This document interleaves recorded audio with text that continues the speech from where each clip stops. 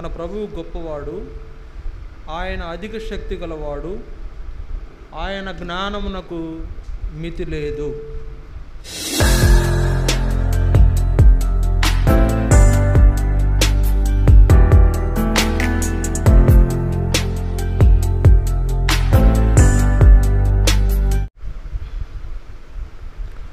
కీర్తనలు 147వ అధ్యాయం.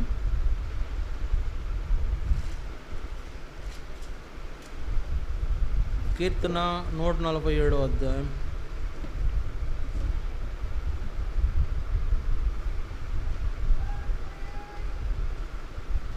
మొదటి 5 వచనాలు చదువుతాం. కీర్తన 147 మొదటి 5 వచనాలు అందరం కలిసి చదువుతాం.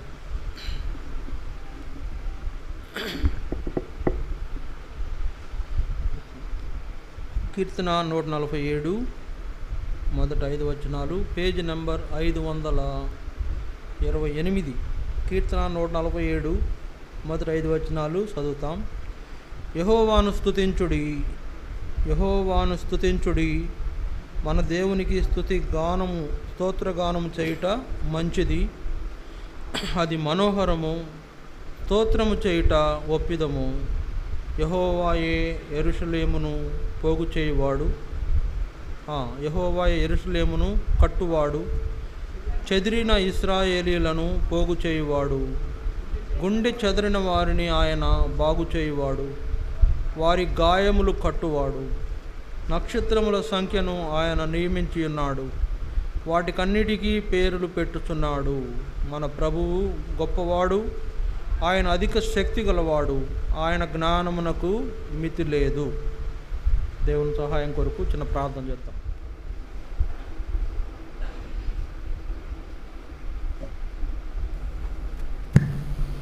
ప్రార్థన చేద్దాం. ప్రేమగల తండ్రి, పరిశుద్ధుడు అయిన దేవాని స్తోత్రాలు. సమయంలో మరొకసారి నీ పాదాలు చెందుకొస్తున్నాము, కనుకరించండి. ఈ దినం ప్రభు దినంలో మీ సన్నిధిలో మిమ్మల్ని ఆరాధించుటకై మమ్మల్ని తీసుకొచ్చారు. స్తోత్రములు. ఎట్లా ఆరాధించాలో మీరే సహాయం చేయండి ప్రభు. మాతో మాట్లాడండి, మిమ్మల్ని ఆరాధించినట్లు వాక్యము మాకు నేర్పించండి. ఎట్లా ఆరాధించాలో, ఎందుకు ఆరాధించాలో తెలియపరచండి. మీరే మహిమ పొందమని, నీ పిల్లలు వినగల చెవి, గ్రహించుకునే మనసు ప్రతి ఒక్కరు కలిగి ఉన్నట్లు సహాయం చేయండి ప్రభువా. మాట్లాడుతూ రండి, వాక్య భాగములు మాకు తెలియపరచండి. మీరు మహిమ ఆరోపించుకుని మాకు. ఇంకా ఎవరైనా మీ ఏర్పాట్లో ఉన్న మీ ప్రజలు మీ సన్నిధికి ఇంకా రాని వారు ఉంటే వారు కూడా సకాలంలో క్షేమంగా వారిని కూడా నడిపించమని కోరు. మీ నామ ఘనత కొరకై మీరు ఏర్పరచుకున్న నీ ప్రజలు మిమ్మను నిండు మనసుతో ఆరాధించినట్లుగా సహాయం చేయమని, మీ దాసునిగా నన్ను కూడా మరుగుపరచము. మీ యొక్క ఏర్పాట్లో నాకు సహాయం చేయమని కోరుకుంటూ యేసు ప్రభు నామమున స్తుతించి ప్రార్థిస్తున్నాం తండ్రి, ఆమేన్.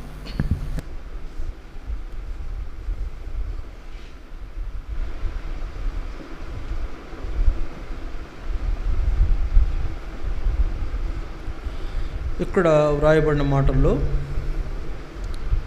యెహోవాను స్తుతించుట మంచిది, యెహోవాను స్తుతించుడి, మన దేవునికి స్తోత్రగానము చేయుట మంచిది అని వ్రాయబడి. కనుక ఇక్కడున్న మాటలను బట్టి మనము ఆయనను స్తోత్రగానము చేయుట చాలా మంచిది. ఎందుకంటే 5వ వచనంలో చూడండి, మన ప్రభువు గొప్పవాడు, మన ప్రభువు గొప్పవాడు, ఆయన అధిక శక్తి పొందదగినవాడు, అధిక శక్తి కలవాడు, ఆయన జ్ఞానమునకు మితి లేదు. మన ప్రభువు గొప్పవాడు, ఆయన అధిక శక్తి గలవాడు, ఆయన జ్ఞానమునకు మితి లేదు.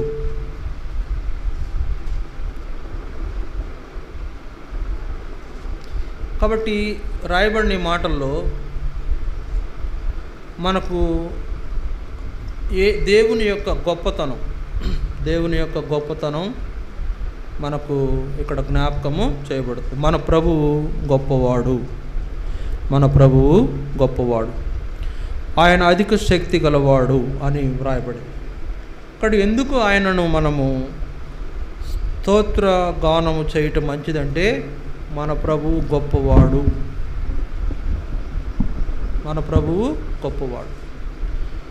ఆయన గొప్పతనం ఏంటో మనకు తెలిసినప్పుడు ఖచ్చితంగా ఆయన్ను మనము ఆరాధించగలిగేవారుగా మనం ఉంటాం.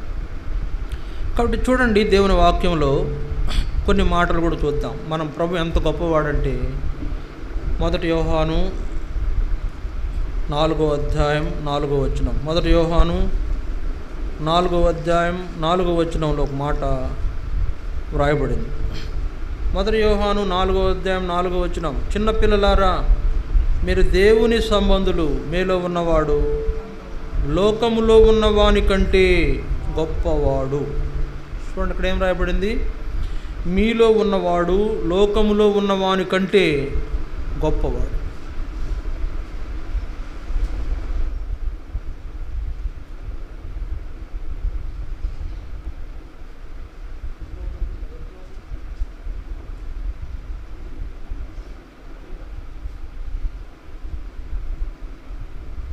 సరే చూడండి, 4వ అధ్యాయం 4వ వచనంలో ఏం రాయబడింది? చిన్నపిల్లలారా మీరు దేవుని సంబంధులు, మీలో ఉన్నవాడు లోకములో ఉన్నవాని కంటే గొప్పవాడు. మీలో ఉన్నవాడు లోకములో ఉన్నవాని కంటే గొప్పవాడు. చూడండి, మన దేవుడు ఎంత గొప్పవాడంటే లోకములో ఉన్నవాని కంటే గొప్పవాడు. లోకాధికారి ఒకడున్నాడు ఈ లోకంలో. అది యేసుప్రభు అన్నాడు, ఈ లోకాధికారి ఒకడున్నాడు, వాడు వస్తున్నాడు, వాడితో నాకు పని లేదు. యేసుప్రభు ఏమన్నాడు? లోకాధికారి వచ్చున్నాడు, వాడితో నాకు పని లేదు. కాబట్టి లోకాధికారి అనేటువంటి వాడు ఎవరంటే సాతానుడు, అపవాది. కనుక యేసుప్రభు గురించి ఇక్కడ మాట్లాడుతున్నాడు యోహాను అనే భక్తుడు. ఏం చెప్తున్నాడు? చిన్నపిల్లలారా మీరు దేవుని సంబంధులు, మీలో ఉన్నవాడు లోకములో ఉన్నవాని కంటే గొప్పవాడు. కనుక లోకములో ఉన్నవాని కంటే గొప్పవాడైన దేవుడు మనలో ఉన్నాడు. అంటే ఆయన గొప్పతనం మనం జ్ఞాపకం చేసుకోవాలి. అందుకనే కీర్తనలు 147లో 5వ వచనంలో ప్రభువు గొప్పవాడు, ఆయన అధిక శక్తి గలవాడు. ఆయన అధిక శక్తి అంటే ఇక ఆయన ఎంత గొప్పవాడో, ఆయన శక్తి ఎంత గొప్పదో అక్కడ ఆ అధ్యాయంలో వ్రాయబడిన మాటలన్నిటిని బట్టి మనకు అర్థమవుతుంది. ఏ సమస్య అయినా కూడా ఆయన పరిష్కారము చేయగలవాడు. చూడండి, అందువలన ఈయన దేవుని యొక్క గొప్పతనాన్ని గురించి మాట్లాడుతుంది వాక్యం. దేవుడు ఎంత గొప్పవాడో. పరలోకంలో దూతలు కూడా ఏమని ఆరాధన చేస్తారు? పరిశుద్ధుడు పరిశుద్ధుడు పరిశుద్ధుడు అని ఆరాధన చేస్తారు.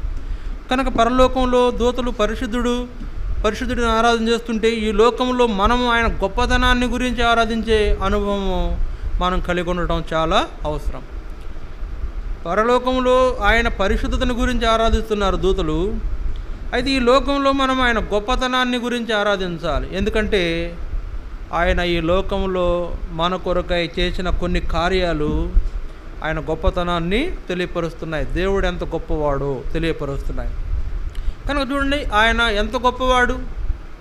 మన ప్రభువు గొప్పవాడు, లోకములో ఉన్నవాని కంటే గొప్పవాడు. మనలో ఉన్నాడు అంటే మనలో ఉన్నటువంటి ఆయన గొప్పతనాన్ని గ్రహించే వారంగా ఉండాలి. అప్పుడే ఆరాధన వస్తుంది. చూడండి, దేవుని గొప్పతనం మనకు తెలియకపోతే ఆరాధన వస్తుందా? ఆరాధిస్తామా? దేవుని గొప్పతనం మనకు తెలియకపోతే ఆయనను మనం మర్చిపోతాము, ఆయనను మనం ఏం చేస్తాము? తృణీకరిస్తాం. కనుక దేవుని గొప్పతనాన్ని తెలుసుకొని ఉండాలి. ఈ మధ్యకాలంలో లాస్ ఏంజల్స్, అంతేనా, లాస్ ఏంజల్స్లో కాలిఫోర్నియాలో లాస్ ఏంజల్స్ అనేటువంటి ఒక ప్రాంతం, అమెరికాలో కాలిఫోర్నియా అనేటువంటి ఆ యొక్క కంట్రీలో లాస్ ఏంజల్స్ అనేటువంటి ఒక ప్రాంతంలో భారీ ఎత్తున అగ్ని మంటలు మండిందనమాట. భారీ ఎత్తున ప్రాంతం ఒక ఊరు కాలిపోయింది. కాలిఫోర్నియా అంతా కాలిపోయింది.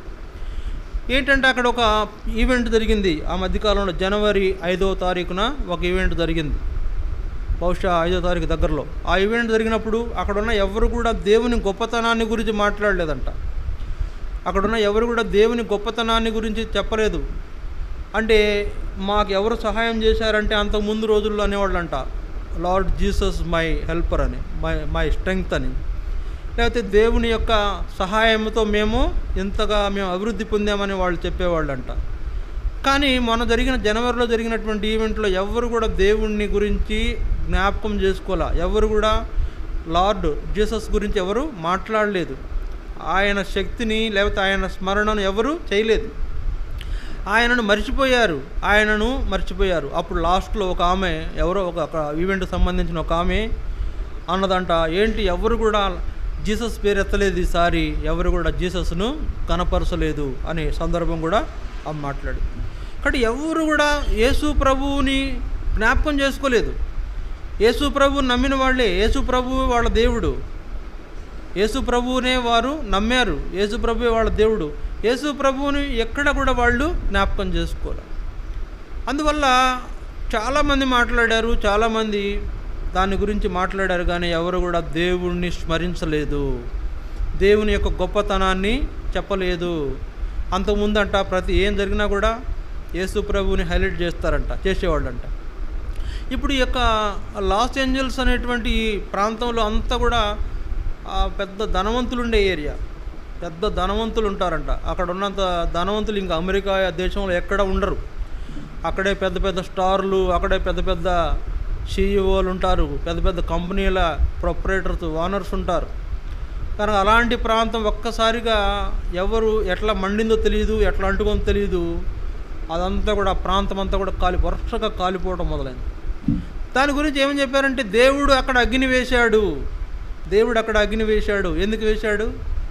ఆ ప్రాంతంలో దేవుణ్ణి ఎవ్వరూ గుర్తుపెట్టుకోలేదు, ఆ ప్రాంతంలో ఎవరు దేవుని పేరును స్మరించలేదు, ఆ ప్రాంతంలో ఎవరు దేవుని గొప్పతనాన్ని గురించి మాట్లాడలేదు అన్నప్పుడు దేవుని అగ్ని అక్కడ దేవుడు వేశాడు అని ఒక వార్త వచ్చేస్తుంది.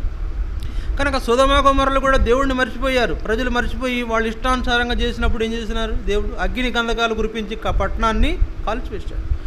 అట్లని లాస్ ఏంజల్స్ అనే పట్టణం కూడా కాల్చివేయబడింది అనేటువంటి ఒక వార్త ప్రపంచవ్యాప్తంగా, మన దగ్గరే కాదు ప్రపంచవ్యాప్తంగా ఈ వార్త మోగింది, చెప్పుకున్నారు. కనుక తలంపు ఏంటంటే ప్రియులారా, దేవుని నామాన్ని మనం స్మరించకపోతే, ఆయన గొప్పతనాన్ని గురించి మనం మాట్లాడకపోతే, ఆయనకు ఆరాధించేటువంటి ఆ ఛాన్స్ పోగొట్టుకుంటే మనకు ఏమాత్రం మంచిది కాదు. అందుకని అక్కడ 147 1వ వచనంలో ఏం రాయబడింది? మన దేవునికి స్తోత్రగానము చేయుట ఒప్పిదము. మన దేవునికి స్తోత్రగానం చేయుట ఒప్పిదము. ఇంకో మాట కూడా వాడాడు ఆయన. ఏం వాడాడు? మన దేవునికి స్తోత్రగానము చేయుట మంచిది, అది మనోహరము, స్తోత్రము చేయుట ఒప్పిదము. కాబట్టి మన దేవుని గొప్పతనాన్ని గురించి మనం మాట్లాడాలి. ఆయన ఎంత గొప్పవాడో మాట్లాడాలి. నాకున్న పరిస్థితులన్నింటినీ కూడా మార్చివేసే దేవుడు, నాకున్నటువంటి ప్రతి ఆటంకంలో, ఇబ్బందిలో, ఇరుకులో నాకు సహాయం చేసిన దేవుడని ఆయన గురించి మనం మాట్లాడవలసిన అవసరత ఉంది. అది ఒప్పిదం, అది కరెక్టే అంటున్నాడు అక్కడ భక్తుడు. దేవుణ్ణి గురించి, ఆయన గొప్పతనాన్ని గురించి మాట్లాడడం కరెక్టే. కనుక అలాంటి మాట్లాడకపోవడం అనేది అది తప్పు. దేవుని గొప్పతనం మాట్లాడకపోవడం తప్పు. దేవుని గొప్పతనం గురించి మాట్లాడటమే ఒప్పు. కనుక ఇప్పుడు మనం ఆరాధిస్తేనే ఒప్పు, ఆరాధించకపోతే తప్పు. కనుక ఎందుకు ఆరాధించాలి అంటే, ఆయన గొప్పవాడు, ఆయన అధిక శక్తి గలవాడు, అధిక శక్తి సంపన్నుడు, ఆయన జ్ఞానమునకు మితి లేనివాడు, ఆయన జ్ఞానానికి పరిమితం లేదంట. ఇంతని జ్ఞానం ఉందని చెప్పడానికి కాదంట, ఎంతో జ్ఞానం గలవాడు.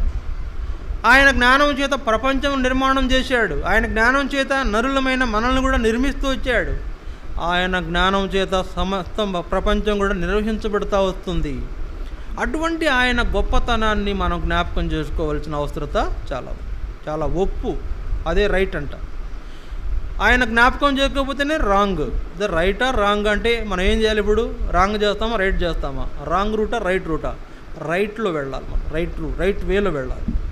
కాబట్టి ఇక్కడ దేవుని గొప్పతనము మనలో ఉన్నాడంట. ఆయన చూడండి, ఆయన గొప్పతనం గల దేవుడు ఎక్కడున్నాడు? మనలో ఉన్నాడు. ఆ గొప్ప దేవుడు ఎక్కడున్నాడంటే మనలో ఉన్నాడు, మన లోపల ఉన్నాడు. ఆ గొప్ప దేవుడు, ఆయన గొప్పతనము మనలో ఉన్నటువంటి వాని గొప్పతనము లోకంలో ఉన్నవానికి కూడా ఎవరికి కూడా లేదు. ఎవరు కూడా ఆయనలాగా గొప్పవాళ్ళు కాదు. శత్రువు అనుకున్నాడు, సాతానుడు అనుకున్నాడు ఆయన కంటే గొప్పవాడిని అయిపోదాం అనుకున్నాడు. కానీ దేవుడు ఏం చేశాడు? ఒప్పుకోలేదు. అతడిని పడవేశాడు. లూసిఫర్ అని అతన్ని అక్కడి నుంచి పడద్రోసి నేల మీద భూమి మీద పడదోస్తే దిగంబర్లా ఇక్కడ తిరుగుతున్నాడు. వాడు ఏమని ఇక్కడ తిరుగుతున్నాడు, అటు ఇటు తిరుగుతున్నాడు. భూమిని పాడు చేద్దామని కంకణం కట్టుకున్నాడు. దేవునికి రావాల్సిన ఆరాధన రాకుండా ఆపేయాలని కంకణం కట్టుకున్నాడు. దేవుని కంటే గొప్పవాడైపోదాం అనుకున్నటువంటి ఇక లూసిఫర్ కన్నా కూడా మనలో ఉన్న దేవుడే చాలా గొప్పవాడు అని ఇక్కడ రాయబడిన మాటల్లో మనకు అర్థమవుతుంది. చూడండి, మనకు దేవుని గొప్పతనం ఎంత గొప్పవాడు అంటే కొన్ని సంగతులు మనం చూస్తాం. చూడండి, ఇర్మియా గ్రంథం ఆయన గొప్పతనం ఎలా వర్ణించబడిందో మనం చూస్తాం. ఇర్మియా గ్రంథం 32వ అధ్యాయం 27వ వచనం. ఇర్మియా గ్రంథం 32వ అధ్యాయం 27వ వచనం. నేను యెహోవాను, సర్వ శరీరులకు దేవుడను, నాకు అసాధ్యమైనది ఏదైనా ఉండునా, నాకు అసాధ్యమైనది ఏదైనా ఉండునా. అక్కడ దేవుడు అంటున్నాడు, నేను సర్వ శరీరులకు దేవుడను, నేను యెహోవాను, నేను సర్వ శరీరులకు దేవుడను, నాకు అసాధ్యమైనది ఏదైనా ఉండునా. చూడండి, మన దేవుడు ఆయన పరిచయం చేసుకుంటున్న విధానం చూడండి. ఆయన పరిచయం చేసుకుంటున్న విధానము, నేను యెహోవాను, నేను సర్వ శరీరులకు దేవుడను, నేను సర్వ శరీరులకు దేవుడు. భూమి మీద భూప్రపంచం మీద జీవిస్తున్న ప్రతి మానవుడికి దేవుడు ఎవరయ్యా అంటే ఆయనే. కొంతమంది నమ్మి ఆయన వెంబడిస్తున్నటువంటి వాళ్ళు ఉన్నారు. నమ్మని వాళ్ళు అనేకులు భూప్రపంచంలో నమ్మని వాళ్ళు అనేకులు ఉన్నారు. దేవుడిని ఎరగని వాళ్ళు ఉన్నారు. ఆయన అంటున్నాడు, నేను సర్వ శరీరులకు దేవుడను, నమ్మిన వారికి నమ్మని వారికి కూడా నేనే దేవుడను. భూమి మీద జీవిస్తున్న ప్రతి మానవుడికి నేనే దేవుడను. కనుక నేనే దేవుడను, నేనే దేవుడను. ఈ మాట గమనించారా? నేనే దేవుడను అనే మాట గమనించారా? నేను యెహోవాను, నేను సర్వశరీరులకు దేవుడను. కాబట్టి దేవుడు అందరికీ దేవుడు. అందుకనే అపోస్తుల కార్యములు 10:36లో ఒక మాట రాయబడింది, యేసుక్రీస్తు అందరికీ ప్రభు. యేసుక్రీస్తు అందరికీ ప్రభువు.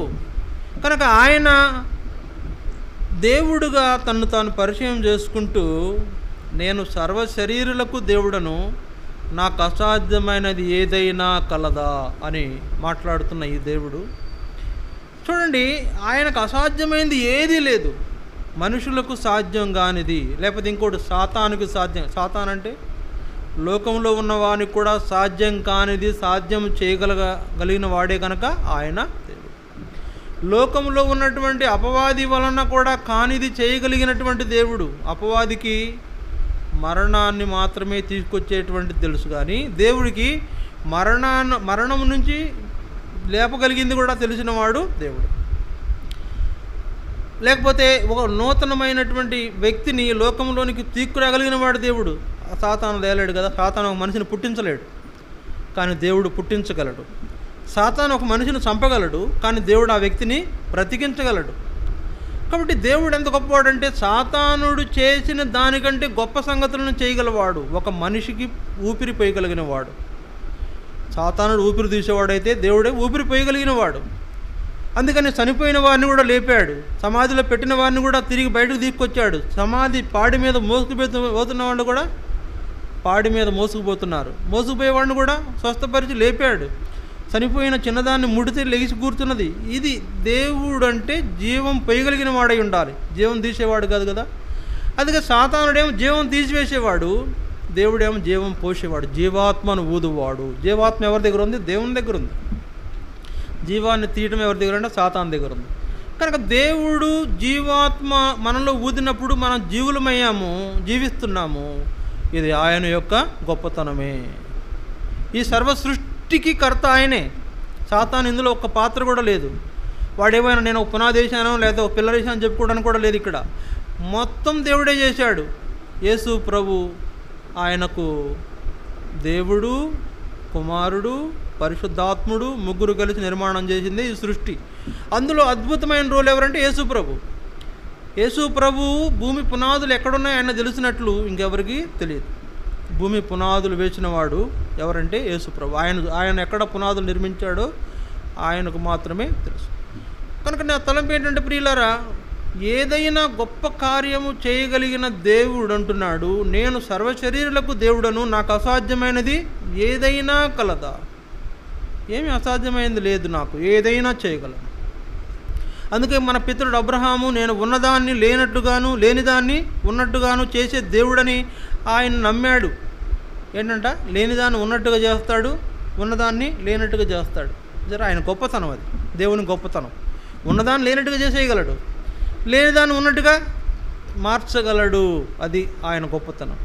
కనుక నేను సర్వశరీరులకు దేవుడును, నాకు అసాధ్యమైనది ఏదైనా కలదంటే ఏ అసాధ్యమైనది ఏది లేదు, ఏమైనా చేయగలడు. ఆకాశంతో మాట్లాడగలడు, భూమిని గద్దించగలడు. చూసారా, ఆకాశమా ఆలకించము, భూమి చెవియొగ్గుము అని మాట్లాడిన దేవుడు. మనం మాట్లాడతామా? ఎవరైనా ఆకాశంతో మాట్లాడతారా? ఎవరైనా భూమితో మాట్లాడతారా? ఎవరైనా తుఫాన్తో మాట్లాడతారా? తుఫాన్తో. ఎవరైనా మేఘాలతో మాట్లాడతారా? ఎవరైనా గాలితో మాట్లాడతారా? ఎవరు మాట్లాడలేరు. ఎవ్వరూ చేయలేనటువంటి కార్యాలు చేయగలిగిన గొప్ప దేవుడు. ఆయనకు అసాధ్యమైంది ఏది లేదు, ఏదైనా చేయగలడని, ఏదైనా చేయగలడు. అందుకే అంటున్నాడు ఆయన, నేను సర్వ శరీరులకు దేవుడను, నాకు అసాధ్యమైనది ఏదైనా ఉందా అంటే ఏమీ లేదు నాయనా, నీకు అసాధ్యమైనది ఏమీ లేదు, నువ్వు ఏదైనా కూడా సాధ్యం చేసే దేవుడు. యేసుప్రభు కూడా ఒకసారి ఒక మాట అన్నాడు, ఇది మనుషులకు అసాధ్యమే కానీ దేవునికి సమస్తము సాధ్యం. మనుషులకు అసాధ్యమైనది దేవునికి సాధ్యం. సాతాను చేయలేనిది దేవుడు చేస్తాడు. అందుకే ఆయన గొప్పవాడు. ఆయన జ్ఞానంతో దీన్నంతా కూడా ప్రపంచమంతా కూడా నిర్మాణం చేశాడు. మనిషి లోపల భాగం ఇప్పుడు చూసారా మీరు? మనిషి లోపల భాగం చూడటం అంటే మళ్ళీ ఎవరన్నా కొయ్యాలా, లోపల చూడాలా, ఏందా నువ్వు చెప్పే మాట అంటారా? మనకి మాధ్యమం అంటే యూట్యూబ్లో ఉన్నాయి కదండి, చూపిస్తున్నారుగా ఇప్పుడు లోపల ఏముందో మొత్తం చూపిస్తున్నారు. మనిషి లోపల భాగం ఇంటర్నల్ పార్ట్స్ ఎప్పుడైనా చూసారా? నువ్వు ఈరోజు గాలి పీల్చుకుంటున్నావంటే, ఊపిరి పీల్చుకుంటున్నావంటే ఏ ఏ పార్ట్లు నీకు ఉపయోగకరంగా ఉన్నాయో నీకు తెలుసా? నువ్వు గాలి తీసుకోవాలంటే అది ఏ పార్ట్ అయితే గాలి తీసుకుంటే నువ్వు బతుకుతావో ఆ పార్ట్ని కలుగు చేసిన దేవుడే. దాన్ని అక్కడ పెట్టిన దేవుడే. ఊపిరితిత్తులు అక్కడ పెట్టిన దేవుడే. ఊపిరితిత్తుల ఫంక్షన్ కరెక్ట్గా జరిగేటట్టు చేయడానికి కావాల్సినటువంటి మెథడ్ పెట్టినవాడు దేవుడే. అంతేకాదు, దానికి మరి ఈ బాడీ అంతా కూడా రక్త ప్రసరణ చేయడానికి కావలసిన సంకేతాలు పంపించే మెదడును చేసిన దేవుడే. ఆ మెదడుకు రక్త సరఫరా, అవయవం అంతా రక్త సరఫరా చేసిన గుండెను అమర్చిన దేవుడే. ఆయనకి ఏం తెలుసు అండి అంటే ఎంత తెలుసు, వీడికి ఇక్కడ గుండె పెడితే, ఈ గుండెలో రక్తం పెడితే, ఈ రక్తం బాడీ అంతా స్ప్రెడ్ అయితే వీడు బతుకుతాడు.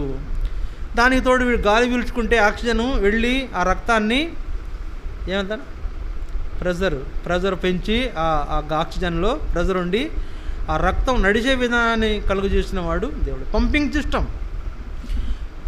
సిస్టమ్ వాటర్ ట్యాప్ వదిలితే వాటర్ రావడమే తెలుసు నీకు, కానీ దేవుడికి తెలుసు వాళ్ళు వదిలితే రక్తం సరఫరా అయ్యే సిస్టమ్ గుండెలో అమర్చాడు. తెలుసా మనకు?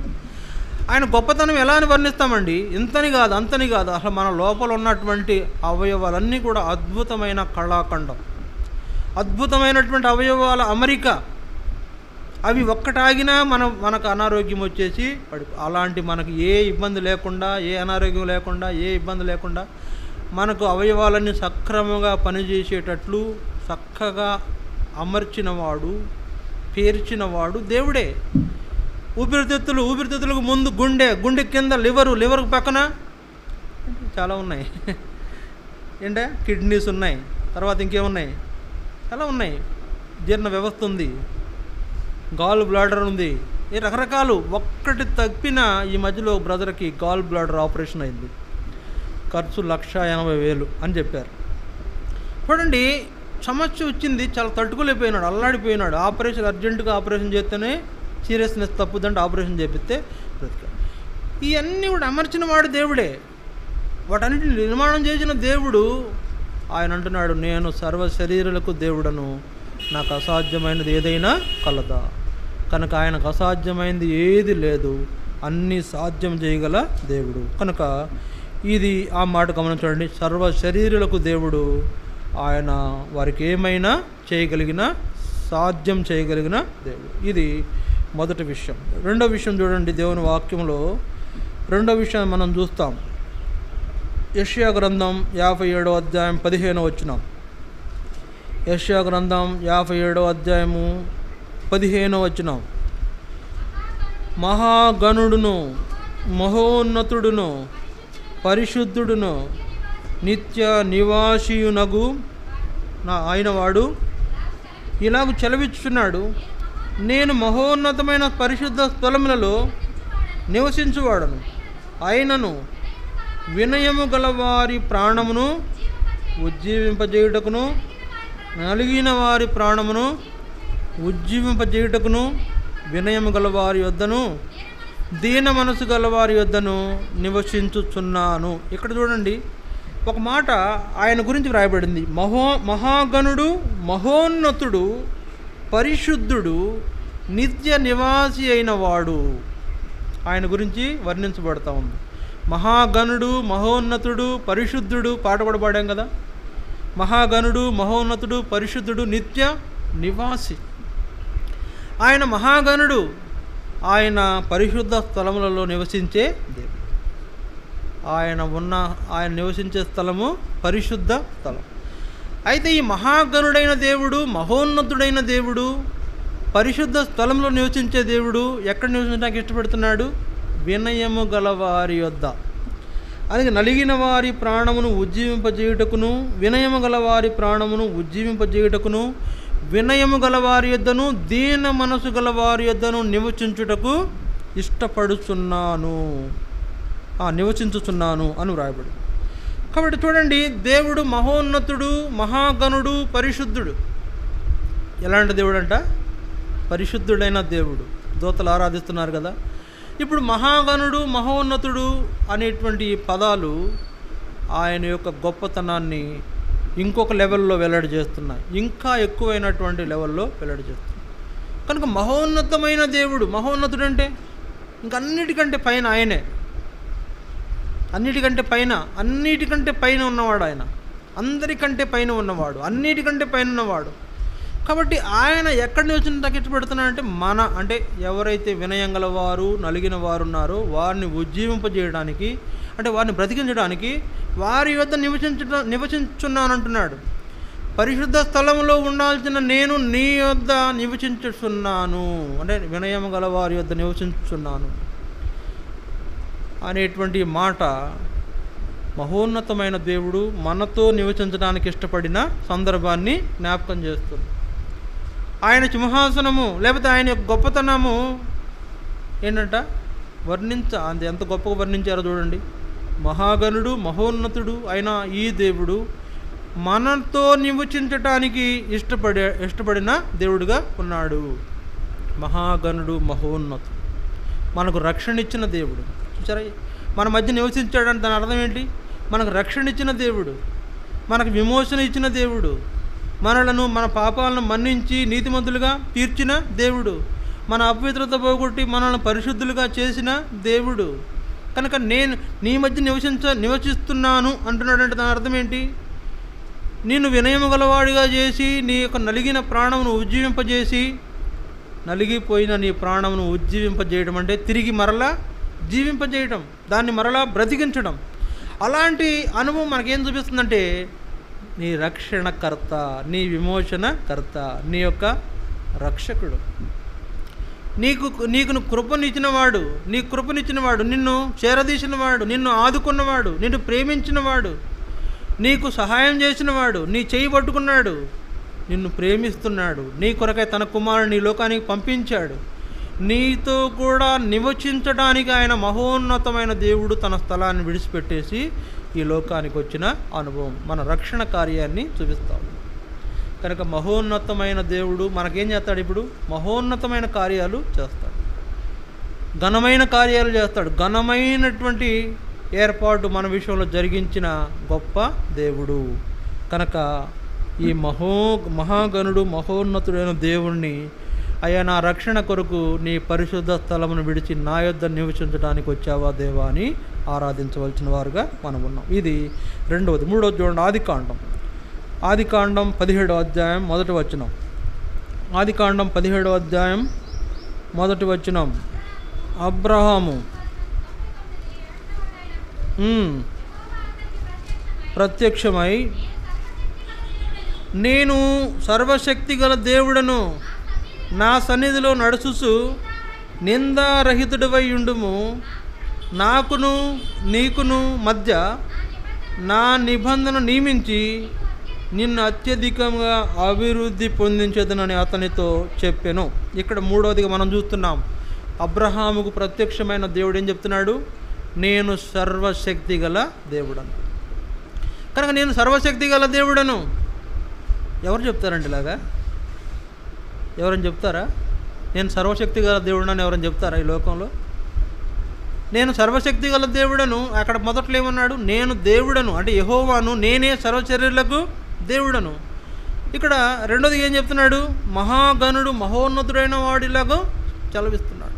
ఇక్కడ మూడోది ఏం చెప్తున్నాడు? నేను సర్వశక్తి గల దేవుడను, నీవు నా సన్నిధిలో నిందారహితముగా ఉండు, నేను నిన్ను ఆశీర్వదిస్తానని చెప్తున్నాడు. నిన్ను గొప్ప చేస్తాను, నీ నామమును గొప్ప చేస్తాను, నీకు నాకు మధ్యన నిబంధన నియమిస్తాను, నిన్ను అత్యధికముగా అభివృద్ధి పొందించేదను. ఏమంటున్నాడు? నేను సర్వశక్తి గల దేవుడను, నా సన్నిధిలో నీవేం చేయాలా? నిందారహితుడిగా ఉండాలి. కనుక అక్కడ తలంపు ఏంటి చెప్పండి? అక్కడ తలంపు ఏంటి? నిందారహితుడిగా ఉండు. నేను సర్వశక్తి గల దేవుడను, నిందారహితుడిగా ఉండంటే నా అర్థం ఏంటి? జాగ్రత్త అబ్రహామా, నువ్వు నన్ను తేలిగ్గా అనుకుంటున్నావేమో, నువ్వు ఏం చేసినా చెల్లుబాటు అయిపోద్ది అనుకుంటున్నావేమో, అన్ని రకాలైన పనులు చేసేస్తున్నావు, నువ్వు నిందల్లో ఉంటున్నావు, నిందలు ఉన్నాయి నీ మీద, అపవాదులు తెచ్చుకుంటున్నావు. నేను సర్వశక్తి గలవాడిని, ఏదైనా చేసేస్తా, జాగ్రత్త. నువ్వు నిందారహితుడిగా ఉండాలి, నువ్వు నిర్దోషిగా ఉండాలి, నీవు ఏ లోపము లేనటువంటి వ్యక్తిగా ఉండాలని దేవుడు అక్కడ మాట్లాడుతున్నాడు. నేను సర్వశక్తి గల దేవుడను అని చెప్తున్నా అంటే నా శక్తిని తెలుసుకో. నేను సర్వశక్తి గల దేవుడు అని చెప్తున్నాడంటే నా సన్నిధిలో నువ్వు నిందారహితుడివై ఉండుము, నిందారహితుడివై ఉండుము, జాగ్రత్త. నా సన్నిధిలో నిందారహితుడిగా ప్రవర్తించు. నా సన్నిధిలో నువ్వు ఎట్లా పెడితే ఎట్లా ఉండటానికి కాదు, నీవు నా శక్తిని గురించి తెలిసిన వాడిపై ఉండాలని. ఆయన తను పరిచయం చేయకుండా నేను సర్వశక్తి గల దేవుడను అని దేవుడు అబ్రహాంతో మాట్లాడాడు. కనుక అబ్రహాము దేవుని శక్తిని తక్కువ అంచనా వేశాడు. ఇప్పుడు దేవుడు చెప్తున్నాడు, నేను సర్వశక్తి గల దేవుడను, నా సన్నిధిలో నిందారహితుడిపై ఉండమన్న తర్వాత అబ్రహాం జీవితంలో ఇంకొక టర్నింగ్ పాయింట్. ఆ కింద వచనాల్లో ఆయన పేరు మార్చబడింది. ఆ కింద వచనాల్లో ఆయన పేరు మార్చబడింది. తర్వాత ఆయన కింద వచనాల్లో సున్నతి పొందిన అనుభవంలోకి వచ్చాడు. ఆయన పేరు అబ్రహాం అయితే అబ్రహాముగా మార్చాడు. అక్కడ వాగ్దానం ఇచ్చాడు, నేను అనేక జనాలకు తండ్రిగా చేస్తానని వాగ్దానం ఇచ్చాడు. నువ్వు నిందారహితుడిగా ఉండు, నేను సర్వశక్తి గలవాడును, నేను అనేక జనాలకు తండ్రిగా చేస్తాను. కనుక అతను సున్నతి పొందిన అనుభవం, ఇవన్నీ కూడా ఏం జ్ఞాపకం చేస్తున్నాయంటే ప్రియులారా, దేవుడు ఆయన గొప్పతనం ద్వారా మనలను అభివృద్ధి పరిచి ఆశీర్వదించేవాడుగా ఉన్నాడు. ఆయన అంటున్నాడు, నేను నిన్ను అత్యధికముగా అభివృద్ధి పరిచేదను అన్నాడు. అత్యధికముగా అభివృద్ధి పరిచేదను. అలాంటి అనుభవంలో అబ్రహాం దీవించబడుతూ వచ్చాడు. ఆయన యొక్క సర్వశక్తి గల దేవుడు అబ్రహాంను ఆ విధంగా అభివృద్ధి పరిచిన అనుభవము ఆ అబ్రహాం జీవితంలో జరగడం మనం చూస్తాం. కనుక మూడవదిగా సర్వశక్తి గల దేవుడు. 4వ చూడండి, 2వ దినవృత్తాంతాలు 2వ అధ్యాయం. 2వ దినవృత్తాంతాలు 2వ అధ్యాయం 6వ వచనం చూడండి. 2వ దినవృత్తాంతాలు 2వ అధ్యాయం 6వ వచనం.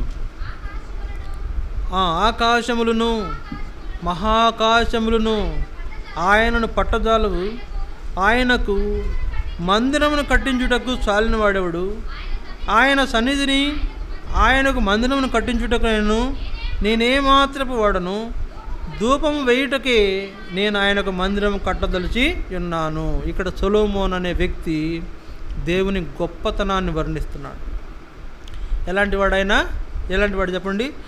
ఆకాశములను మహాకాశములను ఆయనను పట్టజాలం. ఆకాశములు మహాకాశములు పట్టజాలని దేవుడు. అంటే ఇప్పుడు ఎంత ఉన్నాడు చెప్పండి? ఆయన ఎంత ఎత్తున్నాడు? ఇక్కడ మన భూమి మీద పాదం పెడితే ఆయన ఎంత ఎత్తున్నాడు? ఆయన సింహాసనం ఎంత ఎత్తు ఉండదు తెలుసా మీకు? ఆయన సింహాసనానికి ఒక పేరు ఉండదు, ఎత్తైన సింహాసనం. ఆయన ఎత్తైన సింహాసనం మీద కూర్చున్నాడు. ఇప్పుడు దేవుడు ఆకాశములు మహాకాశములు పట్టజాలని దేవుడు అంటే ఎంత ఎత్తున్నాడు? ఎంతో ఎత్తు. మనకు ఆకాశం ఎంత ఎత్తుందో తెలిస్తే ఆ కొలత వస్తుంది. పోనీ ఈ ఆకాశమే అనుకుంటే అక్కడేమన్నాడు? ఆకాశములు మహాకాశములు. ఈ ఆకాశం కాదు, ఇంకా అవతలు ఉన్నాయంట కొన్ని ఆకాశాలు. మొత్తం 5 ఆకాశాలు ఉన్నాయి. ఒక ఆకాశమే మనకు కనపట్ల, ఎంత ఎత్తు కూడా ఎవరు తెలియదు. ఇంకా అవతల 4 దేవుడు ఇంత ఎత్తున్నాడు. ఆయన గొప్పతనాన్ని మీరు జ్ఞాపకం చేసుకోవాలి. దేవుడు అంత ఎత్తున్నాడు. అంత ఎత్తు ఎవరైనా ఉంటారా? ఏ మనుషుడైనా ఉన్నాడా? ఒకడు గొలియాత్ అనేవాడు ఉన్నాడు. 6 అడుగుల జానుడు, 6.5 మొర్రలు ఉన్నాడు వాడు, గొలియాత్. ఇంకెవరున్నారు? నెఫీలు ఉన్నారు. కానీ ఎవరు లేరు. నాకు తెలిసి దేవుడు అంత ఎత్తు ఎవరు లేరు. ఆకాశములు మహాకాశములు పట్టజాలని దేవుడు. ఆయన పట్టలేకపోతున్నాయి అంట, సరిపోవట్లేదంట. అలాంటి ఆయనకి నేనేమాత్రం మందిరం కట్టించాను, ఆయన ఈ మందిరం పడుతుందా అన్నాడు. కానీ నా తలంపు ఏంటంటే దేవుని యొక్క గొప్పతనాన్ని సొలొమోను ఇంకొక లెవెల్కి తీసుకెళ్ళాడు. ఆయనంట సముద్రం నీళ్ళని ఇట్లా దోసులతో బయటపోస్తాడంట. దేవుని గొప్పతనం చెప్తున్నాను మీకు. సముద్రంలో నీళ్లను ఇలా దోసులతో తీసి పక్కన పోసేస్తాడంట. సముద్రం ఖాళీ అయిపోద్దంట. ఆయన దోసులు ఎంత పెద్దది చెప్పండి. ఇప్పుడు దేవుడి దోసులు ఎంత పెద్దది. ఈ భూప్రపంచం మీద దాదాపు 70% నీరే. ఈ నీటిని దోసులతో ఎత్తి పక్కన పోసేస్తే మొత్తం ఖాళీ అయిపోద్దంట. కాబట్టి దేవుని యొక్క గొప్పతనాన్ని ఎంతగా అభివర్ణించినాడంటే సొలొమోను అనే భక్తుడు జ్ఞానం గలవాడు కనుక అర్థమైంది దేవుని గొప్పతనం. సొలొమోను జ్ఞానం గలవాడు, అందుకే అర్థమైంది. దేవుని గొప్పతనాన్ని అర్థం చేసుకుని ఆయన మహాకాశములు పట్టజాలని గొప్ప దేవుడయ్యా, నేను చిన్న మందిరం కట్టుతున్నాను, ఆయనకి ఏం సరిపోతుంది? అలాంటి మందిరంలో కూడా ఆయన పట్టజాలుడే అయినా కూడా నేను మందిరం ఎందుకు కడుతున్నాను? ధూపం వేయడానికే, ఆరాధన జరగడానికి మందిరము కట్టిస్తున్నా. కాబట్టి ఆయన ఆరాధించేటువంటి ఆ యొక్క మందిరంలో ఆయన ఆరాధించే ప్రజలు ఆయన ఎలాగా ఆరాధించాలా? మహాకాశములు పట్టజాలని గొప్ప దేవా అని ఆరాధించాలి. ఆకాశములు నేను పట్టలేవు, మహాకాశములు నేను పట్టలేవు. ఆయన అన్నాడు ఇంకో మాట, దేవుడు ఆకాశము నా సింహాసనము, భూమి నా పాదపీఠం. ఈ గమనించండి, ఈ పదాలు గమనించండి. దేవుడు చెప్పాడు ఆకాశం నా సింహాసనం. ఎక్కడ కూర్చున్నాడు? భూమి మీద కాళ్ళు పెట్టాడు. ఇప్పుడు ఆయన కూర్చున్నాడంటే ఇంకెంత ఉంటాడు పైన? ఆకాశం అనే సింహాసనం మీ కూర్చుని ఇంకా పైన ఎంత ఉంటాడు? మన మేధాశక్తికి అందని విషయాలు. అంత గొప్ప దేవుడు, మహోన్నతమైన దేవుడు, మహాదేవుడు, గొప్ప దేవుడు, అనంతమైన జ్ఞాని. ఆయన జ్ఞానమునకు మితి లేదు. అంత గొప్ప దేవుడు అని సొలొమోను వర్ణిస్తున్నాడు. మనం వర్ణించొద్దా? అయ్యా నువ్వు ఎంత గొప్ప దేవుడు నాయన, మహాకాశము నేను పట్టజాలవే. ఆకాశం అనే సింహాసనం మీద కూర్చుంటే నీ యొక్క ఇంకా మిగిలిన పార్ట్ ఎంత ఎత్తుందో కదా ప్రభువా, మా ఊహకు కూడా దొరకట్లేదు నాయన. నీ గొప్పతనాన్ని ఏమని వర్ణించగలం ప్రభువా అని మనం ఆరాధించాలి. ఇది 4వది. 5వది చూడండి. 5వ విషయం మనం చివరిగా ఒక విషయాన్ని చూసుకొని ముగించుకుంటాం. నిర్గమాకాండం 15వ అధ్యాయం. 15వ అధ్యాయం 11వ వచనం. యెహోవా వేల్పులలో నీ వంటి వాడెవడు? పరిశుద్ధతను బట్టి నీవు మహనీయుడవు, స్తుతి కీర్తనలను బట్టి పూజ్యుడవు, అద్భుతములు చేయువాడవు. నీ వంటి వాడెవడు? నీ వంటి వాడు ఎవడు లేడు నాయన. మనం ఆరాధన చేయాలి. ఎలా ఆరాధన చేయాలా? నీ వంటి వాడెవడు లేడు. దేవుని గొప్పతనాన్ని మనం ఏ రకంగా వర్ణించినా కూడా ఎంత వర్ణించినా కూడా ఇంకా తక్కువే. ఆయన సముద్రపు గాలిని రప్పించి సముద్రాన్ని 2 పాయలుగా చీల్చినవాడు. సెన్సేషనల్ ఇది హిస్టరీ, మామూలు విషయం కాదు. అద్భుతమైన ఒక గొప్ప దృశ్యము, సముద్రం 2 పాయలుగా చీల్చబడటం. సముద్రం 2 పాయలుగా చీలిపోయిందంటే ఆయన మాటకు సముద్రం విడిపోయింది. నీళ్లు గోడల వల్ల నిలబడ్డాయి. నీళ్లు నిలబెడతాం కుదరదు ఎవరికైనా. దేవుని గొప్పతనం అర్థం చేసుకోండి. నీళ్లు నిలబెడతాం కుదురుద్దా? దేవుడు నిలబెడతాడు. నీళ్ళు నిలబెడతాం మనుషుడి వల్ల కాదు. అందుకే ఏమంటాడు మనుషుడు? నీళ్ళు నిలబెట్టలేక ఏమంటాడు? నీళ్లు పళ్ళ మెరుగు, నిజము దేవుడు ఎరుగంట కదా. నీళ్లు పళ్ళ మెరుగురా నాయన, నీళ్లు మనం ఆపలేము, ఎటు పళ్ళు ఉంటాడు పోతాయి. కానీ దేవుడు నిలబెట్టగలడు, అంతే, నిలబెట్టేశాడు. అది ఆయన గొప్పతనం. అంతేకాదు, ఆయన గురించి ఒకటి రాయబడింది, ఆయన పర్వతం మీద కూర్చొని జలములను పిలుస్తాడంట పైకి, రండి అంటే పైకి ఎక్కుతాయంట వాటర్. చూడండి 104వ కీర్తన, ఆయన గొప్పతనం అటు రాయబడింది అక్కడ. 104వ కీర్తన ఆ మాటలు మనం చూద్దాం. 104వ కీర్తన